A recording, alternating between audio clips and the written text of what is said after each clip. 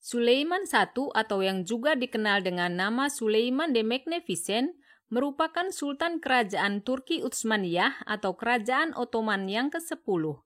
Sulaiman I lahir pada 6 November 1494 di kota Trabzon yang berada di selatan Laut Hitam. Hai guys, kembali lagi bersama kami di My Senorita.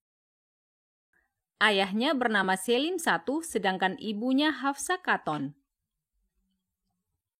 Sulaiman I memerintah Turki Utsmaniyah selama 46 tahun, mulai 30 September 1520 hingga tahun 1566.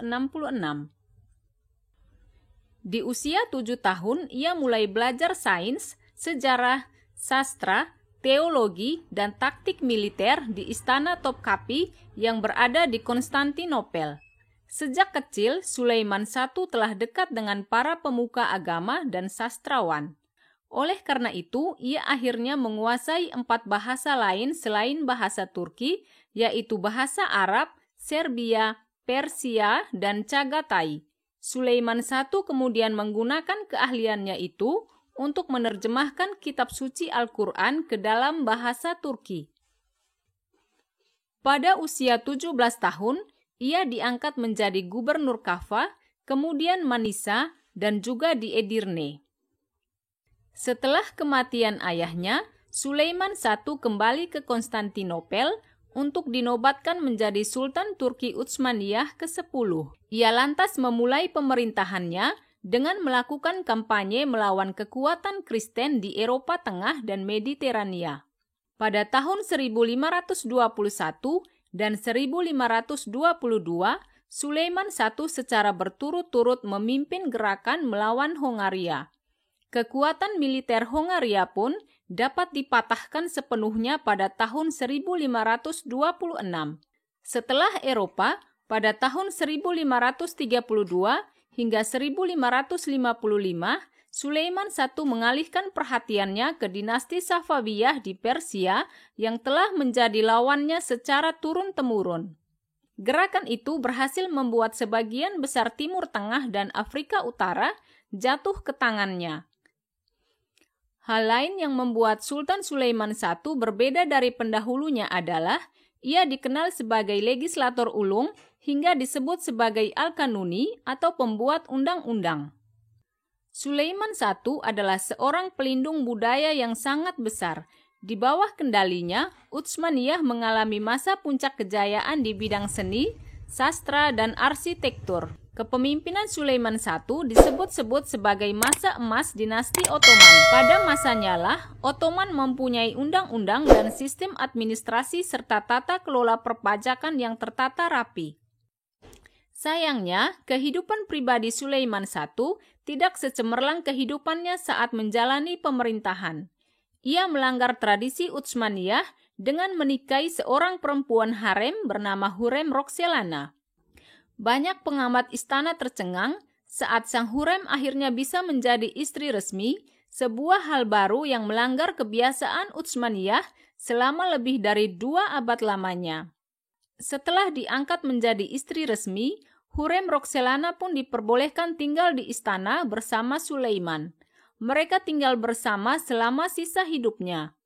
Padahal, seharusnya seorang Hurrem dibuang ke kota lain bersama anaknya dan tidak akan kembali kecuali keturunan mereka menjadi penerus tahta. Namun hal itu tidak terjadi pada Roxelana. Demi budak yang kemudian diangkatnya menjadi istri itu, Sulaiman I rela melanggar banyak tradisi kerajaan. Selain itu, pada masa kepemimpinan Sulaiman I juga mengalami sisi kelam. Intrik dan perebutan kekuasaan di lingkaran istana banyak menelan korban jiwa. Ibrahim Pasha, seorang perdana menteri, sahabat karib Sulaiman I sejak masih muda dan bahkan suami dari Putri Khadijah, adik kesayangan Sulaiman I. Ibrahim Pasha yang cerdas dan handal dalam berperang itu pada akhirnya harus mati atas perintah Baginda Sulaiman sendiri. Ia ditikam saat tidur di dalam istana Baginda tepat di bulan Ramadan. Nyawanya melayang di tangan Algojo dan jasadnya dikubur tanpa pusara hingga tak bisa dikenali di mana kuburannya. Selanjutnya, kematian yang tragis dan menyedihkan adalah kematian Pangeran Mustafa, putra sulung Sulaiman I dengan selir pertamanya Mahidevran. Kematian Mustafa atas perintah ayahnya sendiri, Sultan Sulaiman I. Saat itu, Sultan Sulaiman I sedang berada dalam sebuah kamp di Eregli. Mustafa dipanggil untuk bergabung bersama pasukan sang ayah. Ketika Mustafa masuk ke tenda sang sultan, dia langsung dikeroyok oleh Algojo ayahnya. Dia dibunuh dengan ikatan tali tambang di depan ayahnya Sulaiman I dan atas perintah penguasa Ottoman itu pula. Sulaiman I meninggal pada tanggal 6 September 1566 setelah bertolak dari Konstantinopel untuk memimpin ekspedisi ke Hongaria. Dia meninggal sebelum Utsmaniyah memenangkan pertempuran di Hongaria. Kematiannya pun dirahasiakan oleh penasihat Sulaiman I selama hampir 48 hari. Hal ini dilakukan agar semangat juang para tentara tidak melemah dan tidak terjadi intrik politik di istana selama perang.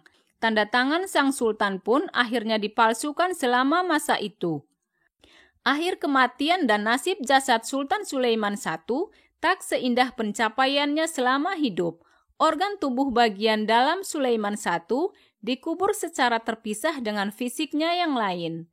Hati, jantung, paru-paru, dan organ tubuh bagian dalam lainnya diambil dari tubuh Sulaiman I, lalu dimasukkan ke dalam kotak emas dan dikubur tak jauh dari tendanya. Jenazah tanpa organ dalam Sulaiman I dibawa ke Konstantinopel dan dimakamkan di Masjid Sulaimaniyah berdekatan dengan makam istri tercintanya, Hurrem Roxelana. Setelah itu, tahta jatuh ke tangan Selim II, putra Sulaiman I dan Roxelana. Sayangnya, setelah Sultan Sulaiman I wafat, kerajaan Ottoman perlahan-lahan mulai mengalami kemunduran.